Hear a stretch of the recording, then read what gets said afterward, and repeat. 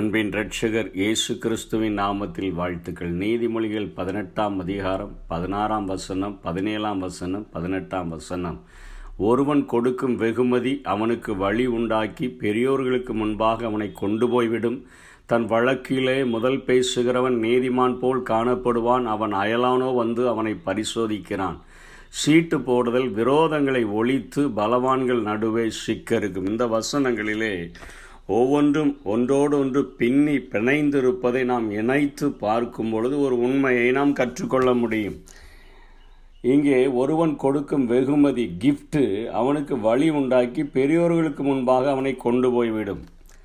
2 Samuel 16ஆம் அதிகாரத்தில் 1ஆம் வசனத்திலிருந்து 4ஆம் வசனம் வரை அப்சலோமுக்காக தாவீது பயந்து தாவீது மலை உச்சியிலிருந்து சற்று அப்புறம் நடந்து போனபோது மேவிபோசேத்தினுடைய காரியக்காரன், அதாவது யோனத்தானினுடைய மகனாய் இருந்த 2 கால்களும் முடமாக்கப்பட்ட அந்த மேவிபோசேத்தை தாவீது அழைத்து அனுப்பி, என்னுடைய யோனத்தான் நிமித்தம் சவுலின் குடும்பத்தில் யாராவது தயவு பெறத்தக்கவர்கள் உண்டா என்று சொல்லி மேவிபோசேத்தை அவன் அங்கே தன்னுடைய கூடவே அவன் தங்க வைத்து கொண்டு அவன் என்னோடு கூட நித்தமும் அசனம் பண்ணுவான் என்று சொல்லி அவனுக்கு அத்தனை உயர்வை கொடுத்து அவனுடைய நிலங்களை எல்லாம், அவனுடைய தகப்பனாகிய சவுலினுடைய நிலங்களை எல்லாவற்றையும் அவனுக்கு கொடுத்து அங்கே சீபா என்கிற அவனுடைய காரியக்காரனை கொண்டு அங்கே அவைகளை பராமரிக்கும்படியாக செய்து ஒரு இரட்டத்தனையான ஒரு ஆசீர்வாதத்தை மேவிபோசேத்தினுடைய வாழ்க்கையில் ஏற்படுத்தி கொடுத்திருந்தார். இப்பொழுது தாவீது தன்னுடைய மகனுக்கு பயந்து அவன் மலை உச்சியிலிருந்து சற்று அப்புறம் நடந்து போகிற போது அங்கே காரியக்காரனாகி அந்த சீபா பொதிகளை சுமக்கிற 2 கழுதைகளை ஓட்டி கொண்டு வந்து அவனை சந்தித்தான். அவைகளில் அவன் 200 அப்பங்கள், 100 வற்றலான திராட்சை பழ குலைகள், வசந்த காலத்து பலனான 100 குலைகளையும் 1 துருத்தி திராட்சரசம் இவைகளையெல்லாம் கொண்டு வந்து அவனுக்கு வெகுமதியாக கொடுத்து அவனை வழி அனுப்புகிறதை பார்க்கிறோம். ராஜா சீபாவை பார்த்து இவைகள் என்னத்திற்கு என்று கேட்டதற்கு சீபா கழுதைகள் ராஜாவில் அந்த ராஜா வீட்டார் ஏறுகிறதற்கும் அப்பங்களும் பழங்களும் வாலிபர் புசிக்கிறதற்கும் திராட்சரசம் வனாந்தரத்தில் விடாய்த்து போனவர்கள் குடிக்கிறதற்குமே என்று சொன்னான். ஒரு ராஜாவிடத்தில் அவ்வளோ ஈஸியாக வந்து அவன் ஒளிந்து ஓடிக்கொண்டிருந்த அந்த நேரத்தில் இவைகளையெல்லாம் கொடுத்து அவனிடத்தில் பேசுகிறான். அப்பொழுது ராஜாவின் ஆண்டவனாகிய குமாரன் எங்கே என்று தாவீது சீபாவின் இடத்துல மேவிபோசேத்தை விசாரிக்கிறான். அப்பொழுது அவன் எருசலேமில் இருக்கிறான். இன்று இஸ்ரவேல் வீட்டார் என் தகப்பனுடைய ராஜ்யத்தை என் வசமாய் திருப்பினார்கள் என்கிற ஒரு பழிச்சொல்லை போடுகிறான். ஒரு தவறான காரியத்தை வெகுமதியை கொடுத்துட்டு அவன் சொல்லுகிறான், தன் வழக்கிலே முதல் பேசுகிறவன் நீதிமான் போல் காணப்படுவான் என்று சொல்வது போல வெகுமதியை கொடுத்து வழி உண்டாக்குன உடனே இப்படி சொன்ன உடனே தாவீதுக்கு அவனுக்கு கோபம் வருகிறது. அவன் சொல்லிவிடுகிறான், அப்பொழுது ராஜா சீபாவை நோக்கி மேவிபோசேத்திற்கு உண்டான எல்லாம் உன்னுடையதாயிற்று என்றான். அதற்கு சீபா, ராஜாவாகிய என்னுடைய ஆண்டவனுடைய கண்களில் எனக்கு தயை கிடைக்க வேண்டும் என்று அவனை பணிந்து கொள்கிறேன் என்று சொன்னான். இதுக்கு தான் அவன் வந்தான். இதுக்கு தான் அங்கே மேவிபோசேத்தை கூட்டிகிட்டு வராமல் தனியாக வந்தான். அவன் 2 கால்களும் முடமாக்கப்பட்டவன். அவன் நமக்கு விரோதமாக என்ன செய்ய முடியும்னு சொல்லி கரெக்டாக அந்த சந்தர்ப்பத்தை பயன்படுத்தி தன்னுடைய எஜமானனுக்கு இருந்த மேவிபோசேத்தினுடைய எல்லா காரியங்களையும் அவன் அபகரித்து கொண்டதை பார்க்கிறோம். ஆனால் 2 சாமுவேல் 19ஆம் அதிகாரம் 24 29 30 வரையிலும் ராஜா திரும்பி வந்த பொழுது பார்த்தா இப்பொழுது அங்கே மேவிபோசேத்து அங்கே ராஜாவை சந்திக்கிறான், எதிர்கொண்டு வருகிறான்.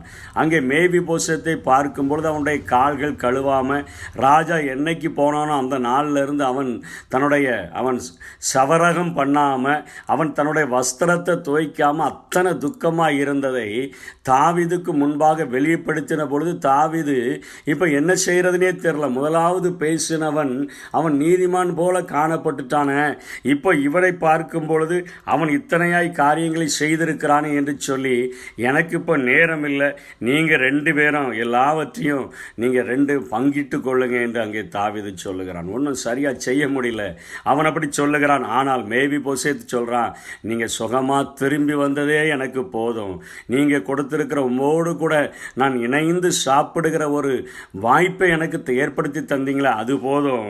அவனோ எல்லாவற்றையும் எடுத்துக்கொள்ளட்டும். ஷீபா பொய் சொன்னான், என்னை ஏமாற்றிட்டான், எனக்கு என் கால்களை என்னை அவனுக்கு வீண்பழி சுமத்தினான், உமது பார்வைக்கு நலமானபடி செய்யும், அவன் என்னை மோசம் போக்கிட்டான் அப்படின்னு சொல்லி அங்கே தாவீது இடத்தில் பேசும்பொழுது தாவீதுக்கு உண்மை புரிய வருகிறது. ஆனாலும் தாவீதால் அங்கே ஒன்றும் செய்ய முடியாத ஒரு சூழ்நிலை காணப்படுகிறதை பார்க்கிறோம். அதே போல தான் பவுலினுடைய வாழ்க்கையிலும் அப்போஸ்தலர் 24 அதிகாரத்தில் யூத ஜனங்களெல்லாம் அவனை பிடித்து கொண்டு அவனை தேசாதிபதியாகிய பேலிக்ஸினிடத்தில் கொண்டு போய் அவர்கள் பிராது பண்ணுகிறார்கள், அவனிடத்தில் முறையிடுகிறார்கள். இவன் கொள்ளை நோயை போல எங்களுக்கு இருக்கிறான், சகல யூதர்களுக்குள்ள கலகம் பண்ணுகிறான், நசரைய மத பேதகத்துக்கு இவன் ஒரு முதலாளியாக இருக்கிறான், ஆனால் இவன் தேவாலயத்தெல்லாம் படுத்துகிறான், இவனை நீங்கள் தீர்ப்பு செய்ய வேண்டும் என்று சொல்லி அங்கே பவுலுக்கு விரோதமாக யூத ஜனங்கள் பேசுகிறார்கள். அவர்கள் சொல்லுகிறார்கள், சேனாதிபதியாகிய லீசியா இவனை காப்பாற்றி கொண்டு வந்துட்டான் அப்படின்னு சொல்லும் பொழுது அப்படியே தேசாதிபதி நின்று கொண்டிருக்கிறான், கொஞ்சம் யோசித்து கொண்டு இருக்கிறான். அப்போதான் 13ஆம் வசனத்தில் பவுல் சொல்லுகிறான், இவர்கள் சொல்லுகிற எந்த ஒரு குற்றச்சாட்டையும் என்னிடத்தில் நிரூபிக்க மாட்டார்கள் என்று பேசுகிறதை பார்க்கிறோம். அப்போ எப்படி கண்டுபிடிப்பது என்பது அந்த நாட்களில் பரிசுத்த ஆவியானவர் நிறைவாய் மனிதர்கள் மேலே இறங்கி வராத அந்த நாட்களில் அவர்கள் முதல்ல பேசுகிறவன் ரெண்டாவது பேசுகிறவன் நம்ம தவறான தீர்ப்பு செய்து விடுகிறோமே என்பதை அவர்கள் கண்டுபிடிப்பதற்காக தான் 18ஆம் வசனத்தில் சீட்டு போடுதல் விரோதங்களை ஒழித்து பலவான்கள் நடுவே சிக்க இருக்கும். அதனால தான் அந்த நாட்களில் சீட்டு போடுகிற ஒரு பழக்கத்தை உடையவர்களாக அவர்கள் இருந்தார்கள். யோசுவா நிலங்களை பங்கிடும் பொழுது யோசுவா அவருக்கு வேண்டியதெல்லாம் அவனுக்கு கொடுத்துட்டார் இவனுக்கு கொடுத்துட்டார் என்று சொல்லி அவனுடைய அரசாட்சியிலே ஒரு தவறான காரியங்கள் வந்துவிடக்கூடாது என்பதில் யோசுவா 14ஆம் அதிகாரம் 1ஆம் வசனம் 2ஆம் வசனத்தில் சீட்டு போட்டு தேசத்தை பங்கிட்டு கொடுக்கிறதை பார்க்கிறோம்.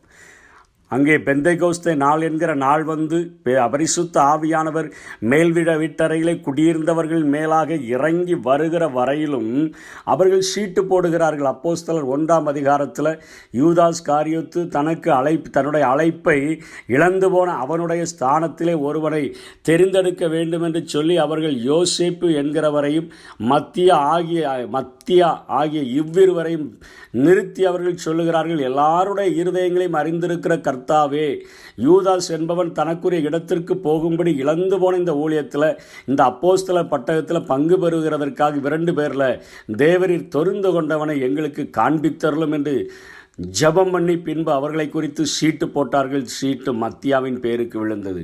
அப்பொழுது அவன் 11 அப்போஸ்தலரோடு சேர்த்து கொள்ளப்பட்டான் என்று பார்க்கிறோம். அதாவது அந்த நாட்களிலே அவர்கள் சீட்டு போட்டு ஆண்டவரிடத்தில் ஜெபித்து அந்த சீட்டில் யார் பேர் விழுகிறதோ அவர்களை தெரிந்து கொண்டார்கள். இன்றைக்கும் சீட்டு போடுகிறார்கள். ஆவியின் அபிஷேகத்தை பெறாதவர்கள் அதை செய்கிறார்கள். சீட்டு மடியிலே போடப்படும், சீட்டை குலுக்கி போடுவாங்க. காரிய சித்தியோ தீர்ப்போ கர்த்தரால் வரும் என்று நீதிமொழிகளிலே சாலமோன் குறிப்பிடுகிறதை பார்க்கிறோம். அது அநேக காரியங்களை சிக்கறுக்கக்கூடியதாக அந்த நாட்களில் இருந்தது. பரிசுத்த ஆவியானவர் நிறைவாய் ஊற்றப்பட்ட பின்பாக அவர்கள் பரிசுத்த ஆவியானவருடைய வழிநடத்துதலிலே ஆவியானவர் இவர்கள் 2 பேரையும் பவுலையும் பர்னாபாவையும் நான் அழைத்த ஊழியத்திற்கென்று பிரித்து விடுங்கள் என்று சொன்ன பொழுது அவர்கள் அதற்கென்று அனுப்பி வைத்ததை பார்க்கிறோம். பிலிப்போடு கூட ஆவியானவர் பேசுகிறார், அந்த ரதத்தோடு கூட போய் சேர்ந்து கொள் என்று சொல்லி அவன் ரதத்தோடு கூட சேர்ந்து கொள்ளுகிறான். ஆவியானவர் ஊழியங்களை செய்கிறதற்கு ஊழியங்களை தடை பண்ணுகிற பரிசுத்த ஆவியானவர் அவர்களை தடை பண்ணினார், அவர்களை போக ஒட்டாதிருந்தார் என்று பார்க்கிறோம். எல்லா டிசிஷன் மேக்கிங்கும் அங்கே பரிசுத்த ஆவியானவர் நிறைவாய் ஊற்றப்பட்ட பின்பு பரிசுத்த ஆவியானவரே அவர்களை சகல சத்தியத்திற்குள்ளும் நடத்துகிறவராக மாற்றப்பட்டு விட்டபடினால இருதயங்களை சோதித்தருகிற அந்த ஆண்டவருடைய ஆவியானவர் நமக்குள்ளாக அவர் இருக்கிறபடினாலே இன்றைக்கு நாம் எளிதாக இன்றைக்கு முதல்ல வருகிறவர்கள் 2வது வருகிறவர்கள் என்று அல்ல, நாம் ஆவியினுடைய நிறைவினால் ஆவியானவரால் நிரப்பப்பட்டிருந்தால் பட்டிருக்கிறதுனால சீட்டு போட வேண்டியதில்லை. ஆவியானவரே நமக்கு எல்லாவற்றையும் காட்டி கொடுக்கக்கூடியவராக இருக்கிறார். ஆகவே இந்த நாட்களில் ஆவியானவரை பெற்றுக்கொண்டவர்களாக, ஆவியின் அபிஷேகத்தை பெற்றுக்கொண்டவர்களாக, எவர்கள் தேவனுடைய ஆவியினால் நடத்தப்படுகிறார்களோ அவர்கள் தேவனுடைய புத்திரராய் இருக்கிறார்கள் என்கிற அந்த வசனத்தின்படி ஆவியானவருக்கு நம்முடைய வாழ்க்கையை அர்ப்பணித்து வாழும் பொழுது இந்த உலகத்தில் நியாய தீர்ப்பில் எந்த ஒரு காரியத்தையும் நாம் சரியாக செய்து தவறின்றி நம்ம எல்லாவற்றையும் பிழையின்றி செய்து முடிக்க கர்த்தர் நமக்கு கிருபை செய்வார். இப்படிப்பட்ட கிருபைகளை பெற்றுக்கொள்வோம். கர்த்தர் தாமே நம்மை ஆசீர்வதிப்பாராக. ஆமென்.